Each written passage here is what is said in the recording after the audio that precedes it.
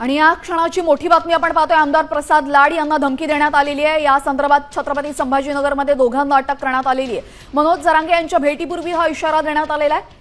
आपण पाहतोय प्रसाद लाड यांना मिळालेल्या धमकीने एकच खळबळ उडाली आहे।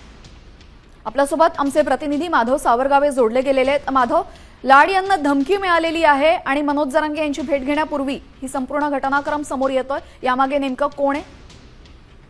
तेजल, दोघांची नावं समोर आलेली आहेत। एक गणेश उगले पाटील आणि दुसरा एक शितोळे पाटील अशी दोन नावं आहेत, ज्यांना पोलिसांनी ताब्यात घेतलंय, अटक केली असे सांगितलं जात आहे। पोलीस आता तपशील अधिक देत नाहीत, मात्र स्वतः प्रसाद लाड यांनी सांगितलंय की काल मी ज्यावेळेस संभाजीनगरकडे येत होतो त्यावेळेस माझ्या पीएच्या फोनवर आणि माझ्या फोनवर दोघा जणांनी धमक्या दिल्या आणि ज्यावेळेस मनोज जरांगे पाटील यांचं आंदोलन मोठं झालं होतं मागच्या 6 महिन्यापूर्वी, त्यावेळेस मात्र तुम्ही विरोध केला होता आणि तुम्ही त्यांच्या विरोधात बोलत होते।